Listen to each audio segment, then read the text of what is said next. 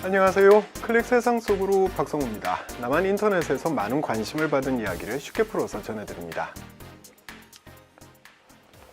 2017년 11월 2일 오후 경상남도 창원 김해간 창원터널 앞에서 참혹한 사고가 발생했습니다. 기름을 싣고 가던 5톤 트럭이 중앙 분리대를 들이받아서 폭발한 겁니다. 트럭에 있던 기름통은 반대편 차로로 날아갔고 주변 승용차 9대에 순식간에 불이 옮겨붙었습니다. 이 사고로 트럭 운전사를 포함해서 3명이 숨지고 5명이 다쳤는데요.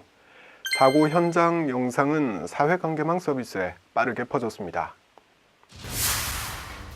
아비규환이었던 현장 모습이 공개된 이후 인터넷상에서는 예견된 사고였다는 목소리가 높았습니다. 해당 트럭은 기름통을 운반하면서도 단단히 고정하지도 않았고 법이 정하는 수준의 화물량을 초과해서 실은 탓에 피해가 컸기 때문입니다. 게다가 당시 화물차 운전자는 76세였습니다. 나이가 많은 사람이 운전을 했다는 게 사고 원인이었는지 그 사실 여부와는 무관하게 이번 일을 계기로 한국 사회에서는 노인 운전에 대한 우려가 다시 한번 제기됐습니다.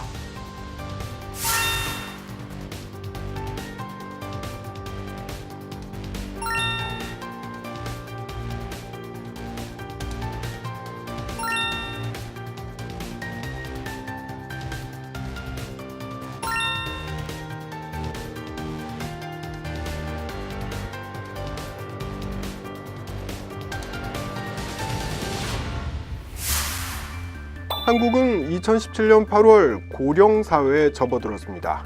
고령사회는 65세 이상 인구가 전체 인구의 14% 이상인 것을 뜻하는데요. 2026년에는 노인 인구가 20%로 늘어서 초고령사회 진입이 예상되는 상황입니다. 고령 운전자는 더 늘어날 수밖에 없는 환경이 된 거죠. 문제는 비고령 운전자의 교통사고 건수는 줄어드는 반면에 고령 운전자가 유발하는 교통사고는 가파르게 증가하고 있다는 점입니다. 도로교통공단에 따르면 65세 이상 운전자가 교통사고를 내는 비율은 2013년 8.2%에서 2014년 9.1%로 그리고 2015년에 9.9%에서 2016년에는 11.1%로 증가했습니다. 고령 운전자의 경우 사망사고를 내는 비율도 훨씬 높은데요. 2016년 고령 운전자에 의한 사망자 수는 759명으로 5년 만에 25.5%나 증가했습니다. 고령 운전자가 일으키는 교통사고가 늘어나고 그 피해도 큰 이유는 무엇일까요? 전문가들은 노화를 가장 큰 원인으로 꼽습니다. 그러니까 나이가 들어서 시력과 청력이 감소하고 또 주의력과 판단력 같은 인지 능력이 현저하게 감소하기 때문이라는 거죠. 국토연구원이 발표한 보고서에 따르면 고령 운전자는 돌발 상황에 대처하는 반응 속도가 젊은 운전자에 비해서 2배나 느렸는데요. 장애물을 발견하고 차를 세우는데 시간이 오래 걸리기 때문에 그만큼 사고 확률이 높은 겁니다. 고령 운전자 문제가 가장 많이 거론되는 건 택시죠. 남한 내 개인 택시 운전자 4명 중에 1명은 이미 65세가 넘었기 때문입니다. 개인 택시 고령 운전자가 많은 이유는 운전면허만 있으면 영업을 시작할 수 있고 정년이 따로 없어서 은퇴 후에 도전하는 사람들이 많아서라는데요. 국토교통부는 3년 뒤 2020년이 되면 전체 개인 택시 기사의 절반이 65세 이상이 된다며 이르면 2018년부터 이들에 대한 자격 심사를 의무화할 계획이라고 밝혔습니다. 65세 이상은 3년에 한 번씩, 70세 이상은 해마다 시험을 봐서 기준을 넘지 못하면 영업을 제한하겠다는 건데요. 생계가 걸린 문제이다 보니 택시기사들은 반발하고 있습니다. 그렇다면 다른 나라의 경우는 어떨까요? 독일이나 프랑스, 영국에선 택시기사 같은 사업용 자동차 운전자는 5년마다 자격심사를 하고 있고요. 이웃나라 일본은 65세 이상은 3년마다, 75세 이상은 매년 심사를 받고 있습니다.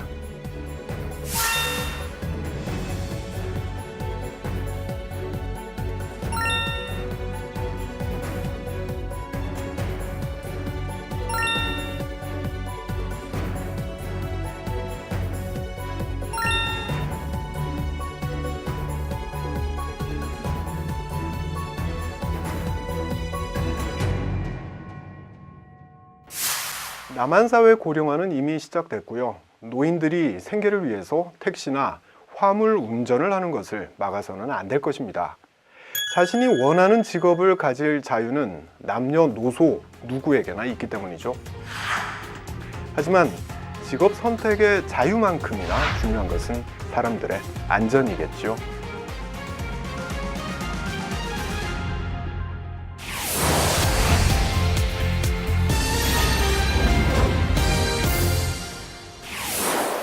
지난 10월 27일 사람들의 관심이 인천공항으로 쏠렸습니다.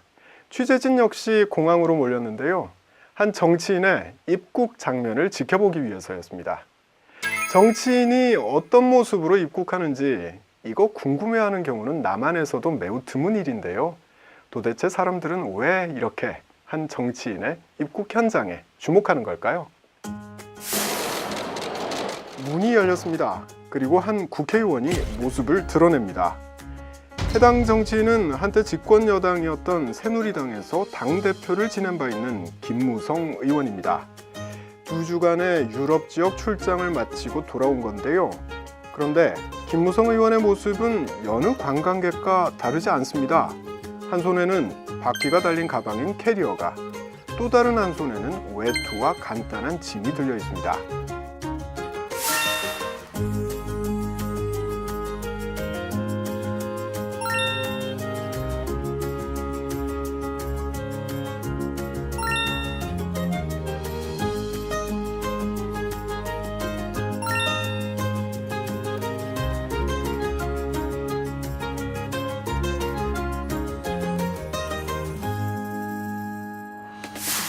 사람들은 김무성 의원이 가방을 손수 끌고 오는 모습을 주목했는데요. 이 당연한 모습에 주목한 이유는 지난 5월 김무성 의원이 일본 출장에서 돌아오던 때와는 확연히 달라진 게 있었기 때문입니다. 문제가 된 이 장면에서 김무성 의원은 캐리어를 직접 끄는 대신에 공항에 마중 나온 수행 비서에게 바로 넘겼는데요. 사람들은 김무성 의원의 태도에 주목했습니다. 떨어져 있던 비서를 아예 쳐다보지도 않고 가방을 휙 밀어낸 거죠. 사람들은 이걸 노룩 패스라고 이름 붙였습니다. 노룩 패스는 원래 주로 농구나 축구 같은 구기 종목에서 쓰이는 기술인데요. 노룩은 보지 않는다는 뜻이고 패스는 공을 넘겨준다는 뜻입니다. 그러니까 본래 노룩 패스는 상대방을 보지 않고 공을 넘겨주는 고난이도 기술을 이루는 말인 거죠. 훈련으로 다져진 운동선수의 눈부신 기술처럼 거침없이 노룩 패스를 선보였던 김무성 의원. 사람들은 한두 번 해본 것 아닌 것 같다, 인성의 문제다, 이런 반응을 보였습니다.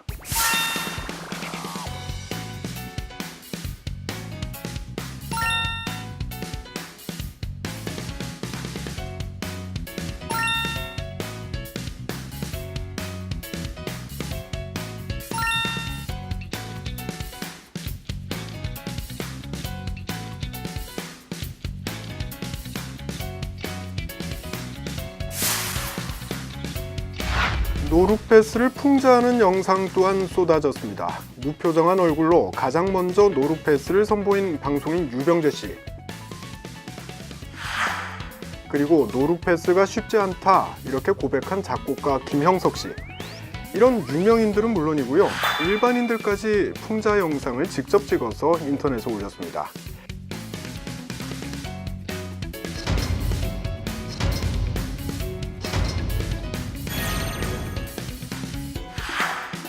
당시 김무성 의원은 노룩 패스 논란에 대해 캐리어 미는 게 이상해 보이더냐, 내가 이것을 왜 해명해야 하느냐 라면서 대꾸할 가치가 없다는 반응을 보였었는데요. 그런데 5개월의 시간이 흐른 뒤 태도가 180도 변한 건 노룩 패스에 대한 대중의 반응이 내심 신경이 쓰였기 때문은 아닐까요?